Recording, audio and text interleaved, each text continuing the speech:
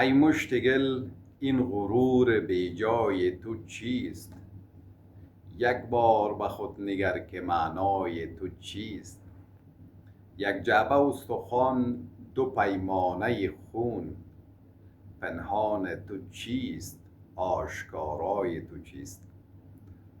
استاد خلیل خلیلی این شعر چند سال پیش، چند سال قبل این شعر سروده و ما میتونیم بگوییم که معنایش در هر عرصی که زندگی کنیم این شعر ما میتونیم بگوییم که معنی و مفهوم خود داره و کسایی است که خدا گم کردن در جهان امروزی، در دنیای امروزی. این شعر وقتی برای به مفهومش ما توجه بکنیم، در عمق این شعر داخل شویم، بسیار گپا یاد میگیریم. یعنی انسان دیگه از خاک جور شده، بیش از یک اسکلت چیز دیگه نیست.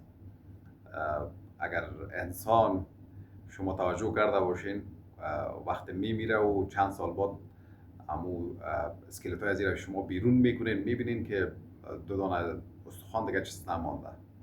پس بنابر از این شعر معنی و مفهوم بیشتر داره. من خواستم که را به شما به تکلمه بگیرم، نشر کنم از طریق یوتیوب چینل خود، از طریق صفحه رسمی خود که به اسم خودم است و از این بعد کم کم موضوعات مختلفه بر شما به نشر برسانم. شاد و موفق باشید.